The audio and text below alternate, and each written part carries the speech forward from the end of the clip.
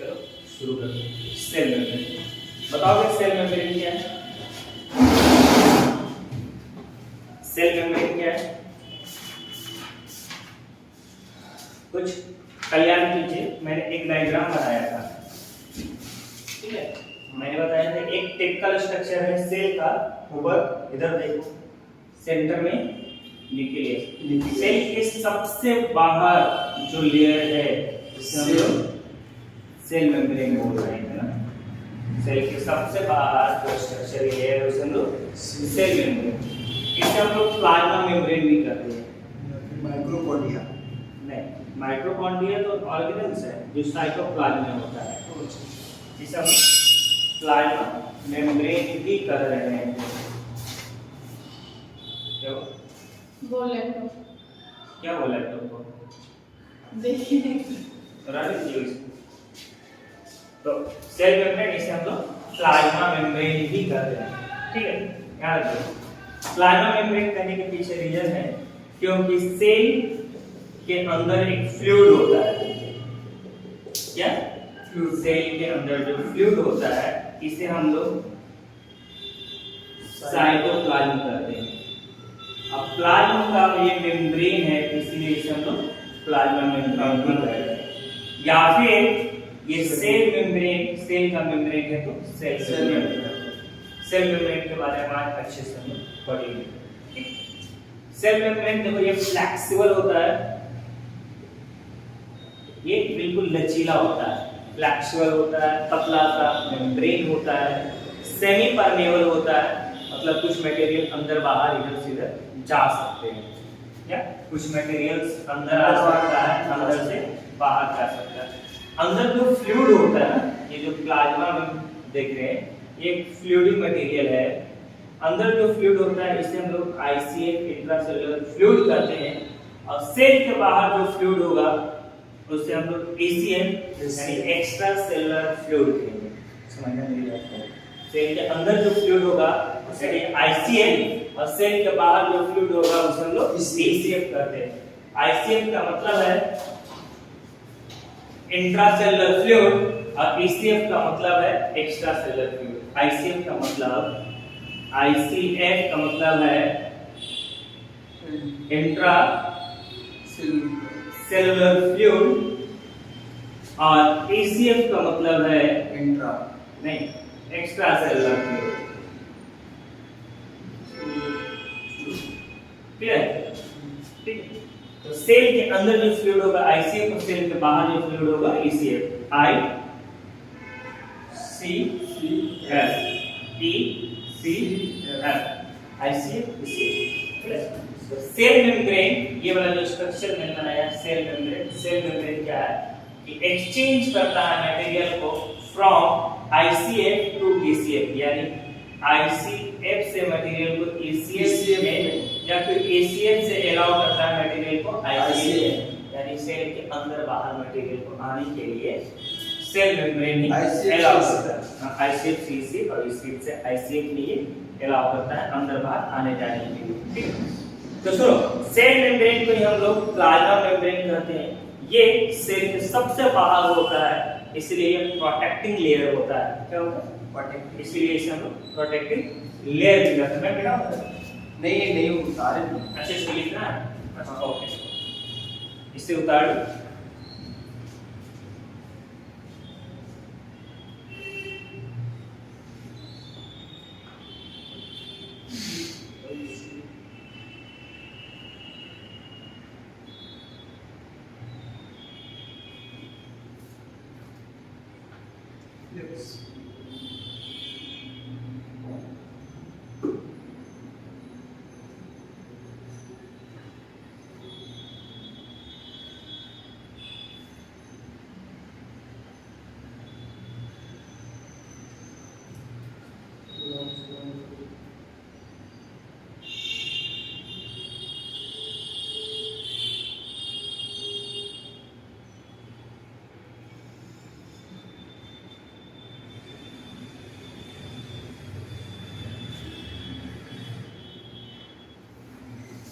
हो गया? मैं बेटा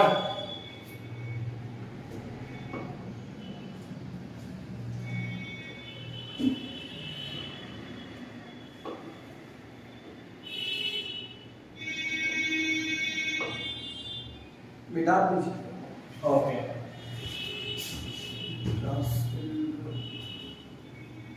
अब सेल मेम्ब्रेन के बारे में मैंने बताया सबसे बाहर का लेयर होगा, आउटरमोस्ट लेयर होगा। एक लाइन से लिख सकते हैं, सेल मेम्ब्रेन या plasma membrane the outermost layer of human cell, लिख सकते हैं ना। तो ईसीएम को क्या बोलते हैं? ईसीएम एक्स्ट्रा सेलुलर फ्लूइड, जो बाहर होगा आउटसाइड फ्लूइड को ईसीएम बोलते हैं। तो cell membrane is the outermost layer of cell. Cell membrane क्या है? outermost layer है. It is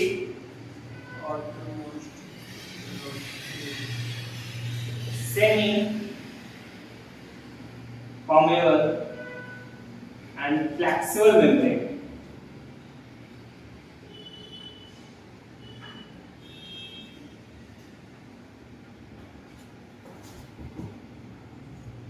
That help in exchange of materials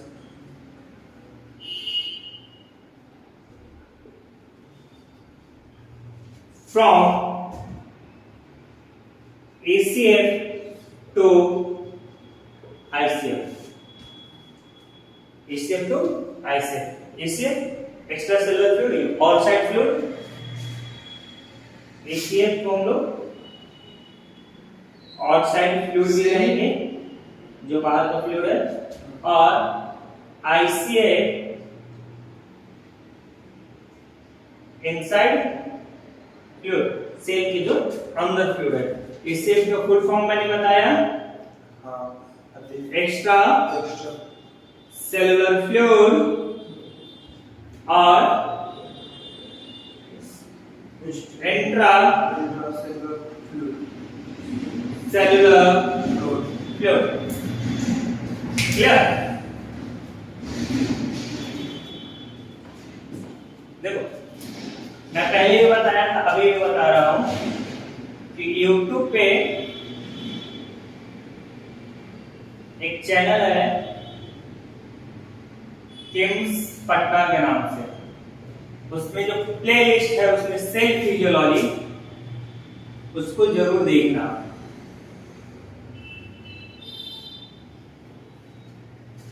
वहां पे सारे वीडियो भी दिखेगा इजीली, आईसीएफ इससे वगैरह सब याद है। क्लियर? राइट।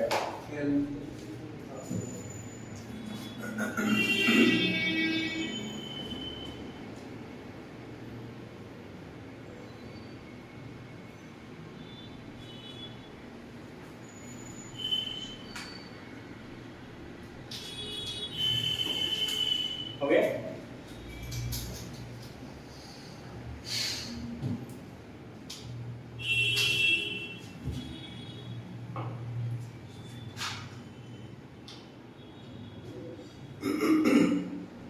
मतलब एक्सचेंज होते रहता है ये मटेरियल ईसीएफ में आईसीएफ। हाँ, देखो समझो आराम से मेरी बात। जैसे ये सेल है, एक और सेल ले लिया, एक और सेल ले लिया, तो ये सब के लिए आईसीएफ है यहाँ पे, है? बट इस सेल के लिए ये ईसीएफ हो जाएगा क्योंकि बाहर का है। इस सेल के लिए ये ईसीएफ हो जाएगा, और इस सेल के लिए यही आईसीएफ है, बट इसके लिए ये ईसीएफ है। समझना है? और दो सेल के बीच में भी कुछ फ्लूइड होता है, मैट्रिक्स जिसे बोलते हैं। हाँ, समझो, एक सेल, एक और सेल, एक और सेल, तो ये सेल के बीच में भी कुछ स्पेस होता है, ठीक है? और इस स्पेस में फ्लूइड होता है जिसे हम लोग मैट्रिक्स भी बोलेंगे या फिर एक्स्ट्रा सेलुलर फ्लूइड भी बोल सकते हैं। मैट्रिक्स के फॉर्म में होता है, इसलिए मैट्रिक्स, और एक एक्स्ट्रा सेलुलर फ्लूइड। तो ये मटेरियल एक्सचेंज होता है ना, इस सेल से इस सेल में, इस सेल से यहाँ, यहाँ से यहाँ, यहाँ से यहाँ, यहाँ से यहाँ, यहाँ से यहाँ, ये भी आपस में एक्सचेंज करेगा। ठीक है? तो इस सब में मदद सेल मेम्ब्रेन करता है। क्या करता है? Cell membrane. और एक चीज और देखो इधर,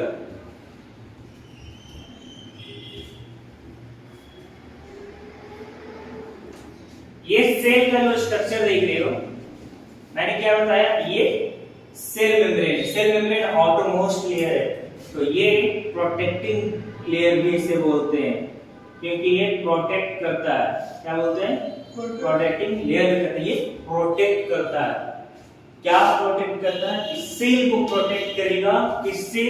बाहर से जो एटमॉस्फेरिक फैक्टर आएगा, यानी इस सेल को ये बचाता है, बाहर से जो भी फैक्टर आता है ना, उससे ये बचाने का काम करता है। बाहर से फैक्टर जैसे डस्ट से सेल को बचाएगा, हीट से बचाएगा, प्रेशर से बचाएगा, पैथोजन से बचाएगा, इससे पैथोजन से। अब पैथोजन होता क्या है? गुड, देखो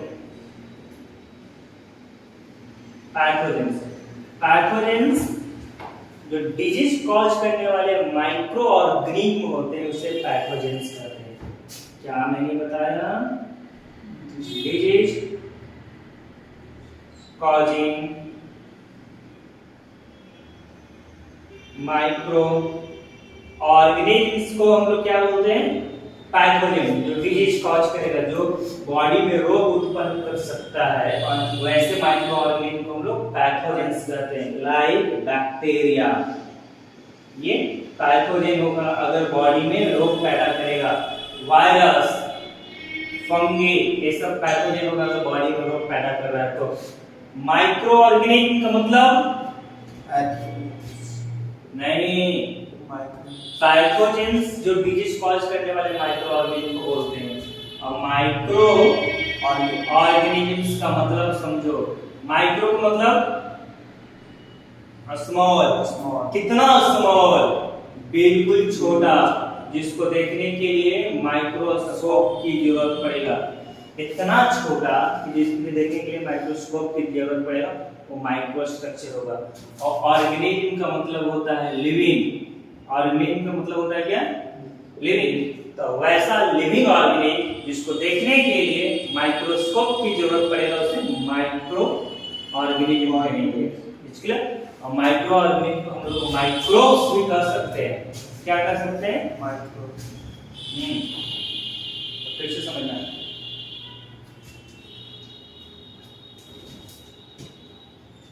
माइक्रो ऑर्गेनिज्म को हम लोग क्या बोल सकते हैं? Micro organism, microbes.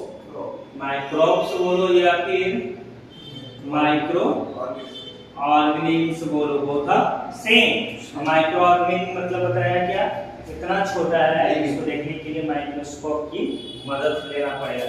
यानी माइक्रो ऑर्गेनिज्म को डिफाइन करना है तो लिख सकते हैं the organism which can't seen by naked eye, हम लोग नंगे आंख से नहीं देख सकते हैं। ठीक? by the help of किसको? माइक्रोस्कोप। माइक्रोस्कोप की मदद से देख सकते हैं, उसे हम लोग माइक्रो ऑर्गेनिज्म कहते हैं। क्लियर है? ऑर्गेनिज्म का दूसरा नाम ऑर्गेनिज्म लिविंग को बोलते हैं।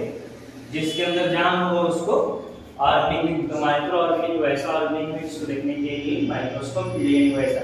इसके अंदर बैक्टीरिया, ऐसा वायरस वगैरह इस्तेमाल होता है, फंगी वगैरह। ठीक है? अब मैंने एक और वर्ड बताया, पैथोजेंस। पैथोजेंस क्या है? ये डिजीज कॉज करने वाले माइक्रो ऑर्गेनिज्म है, जो बैक्टीरिया को disease causing micro organism. Micro organism को हम लोग क्या बोल रहे हैं? माइक्रोब्स। डिजीज का मतलब समझ रहे हो? हिंदी में इसको बोलते हैं रोग। रोग उत्पन्न जो माइक्रो ऑर्गेनिज्म हमारे शरीर में करेगा उसे हम लोग पैथोजेंस कहेंगे। क्लियर? ये नोट में कहीं पे लिखो, पैथोजेंस को। ये सारा पॉइंट है ना, ये कहीं तीनों पॉइंट, ये पैथोजेंस हो गया, ऑर्गेनिज्म हो गया, माइक्रोब्स हो गया, ये सब कहीं नोट में लिखो। फिर सेल का एक और सेल मेम्ब्रेन में जो एक पॉइंट है वो लिखना है, वो लिखेंगे।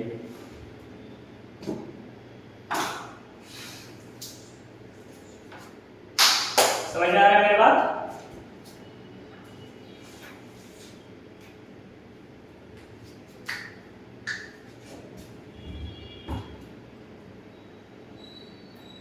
हो गया?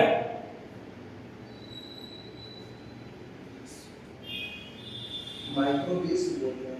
क्या माइक्रो क्या वो माइक्रो? माइक्रो का जो बेन जैसे माइक्रो ऑर्गेनिज्म के माइक्रो माइक्रोब्स, ये माइक्रो ऑर्गेनिज्म के बाद इधर लिखा हुआ है माइक्रोब्स।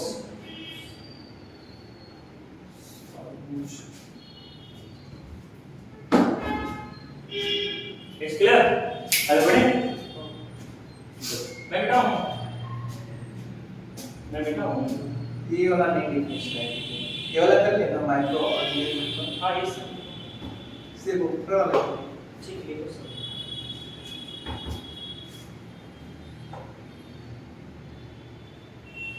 अब वापस आते हैं सेल मेम्ब्रेन। तो सेल मेम्ब्रेन मैंने बताया क्या, सेल का ऑलमोस्ट लेयर है जो क्या करेगा, सेल को प्रोटेक्ट भी करता है, बचाता है।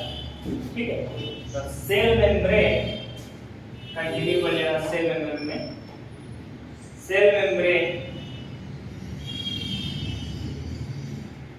protect the cell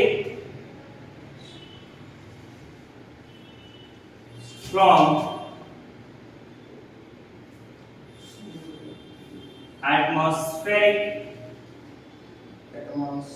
factors, बाहर का फैक्टर्स से बचाता है, like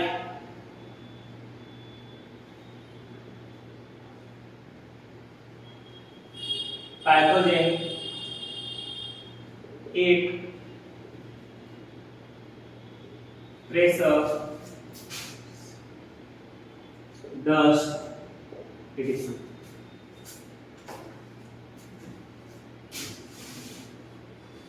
क्लियर? हाँ बोलो। माइक्रोस्कोप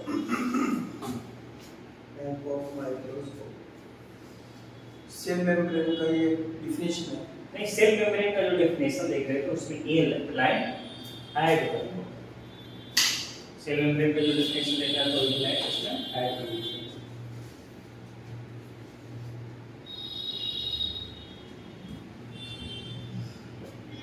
क्लियर है ना? नीचे वाला में डाल दो, ऊपर वाला में रहने दो। ओके, नीचे वाला ये अभी तक नहीं लिखे हो? नहीं लिख लियो, अगर दिखेगा तभी ना।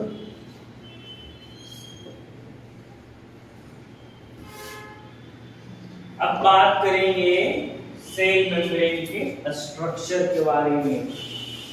इसके बारे में इलेक्ट्रॉन माइक्रोस्कोप के अंदर सेल मेम्ब्रेन को देखेंगे। सेल मेम्ब्रेन का थिकनेस अप्रॉक्सिमेट 7 to 10 वो mm क्या है, मतलब सेल फ्रॉम एटमॉस cell membrane protect the cell membrane atmospheric है from atmospheric factors, atmospheric factors से बचाता है।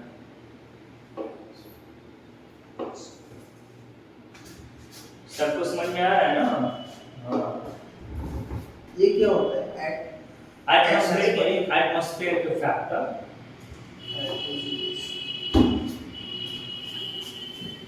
क्लियर है अगर?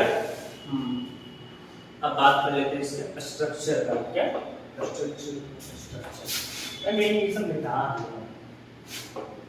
प्रेशर के बाद क्या होता है? Dust, pressure, dust, etc। Cell membrane का स्ट्रक्चर देखिए। क्या structure? Structure of cell membrane. Light microscope के अंदर सेल मेम्ब्रेन को दिखेगा, सेल मेम्ब्रेन को तो ये 3 लेयर का बना हुआ दिखेगा। कितने लेयर का? 3 लेयर का।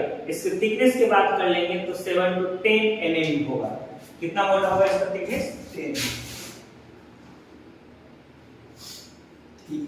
Thickness 7 to 10 mm। कितना? मोटा होगा। नैनोमीटर। हाँ, और ये क्या होगा? ट्राई लेयर होगा। क्या होगा? 3 लेयर का बना हुआ। ठीक है, और इसमें कंपोजिशन भी देखेंगे तो 3 लेयर का बना हुआ, जिसमें कार्बोहाइड्रेट होगा,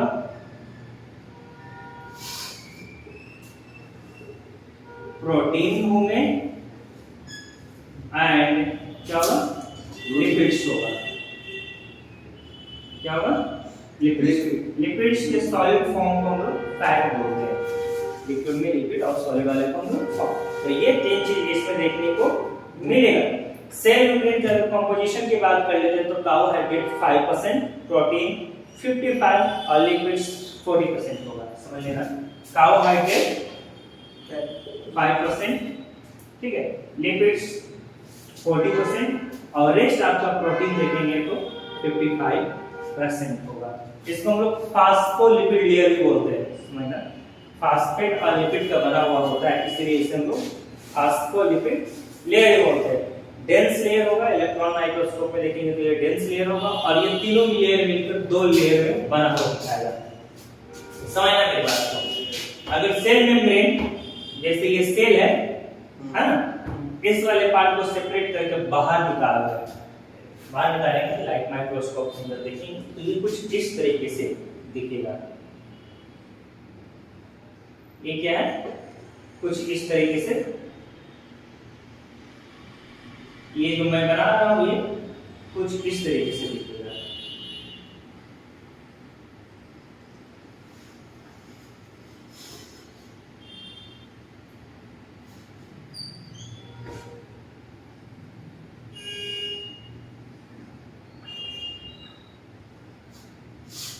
clear?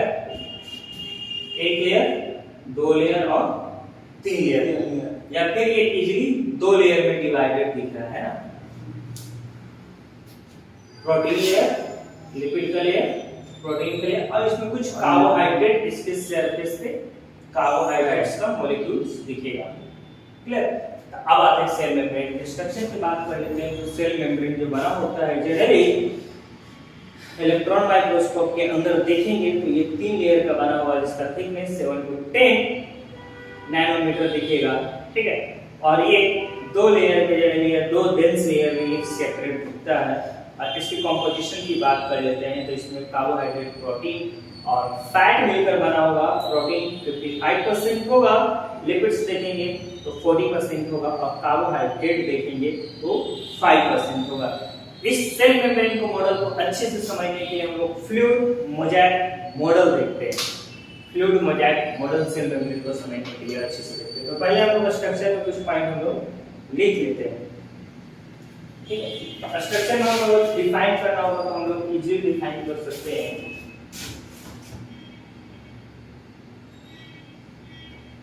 Cell membrane is tri-layered structure that composed of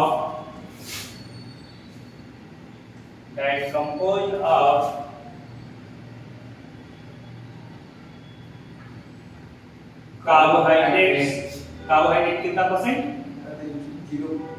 0.5 यानी 5%। प्रोटीन 55%। प्रोटीन्स कितना होगा? 55%। एंड लिपिड्स कितना होगा? 40%। 40%। Simple structure. सेल मेम्ब्रेन का स्ट्रक्चर को समझने के लिए हम लोग फ्लूइड मोज़ेक मॉडल को समझते हैं।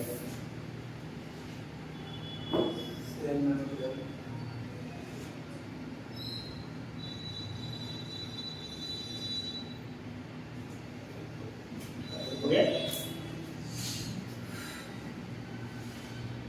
टाइम कितना हो रहा है?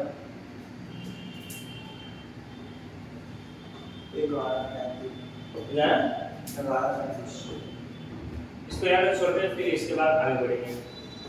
ठीक, सिंगर और निकोलसन ने कैसे फ्लूइड मोजाइक मॉडल दिया था, हम नेक्स्ट क्लास में डिस्कस करते हैं।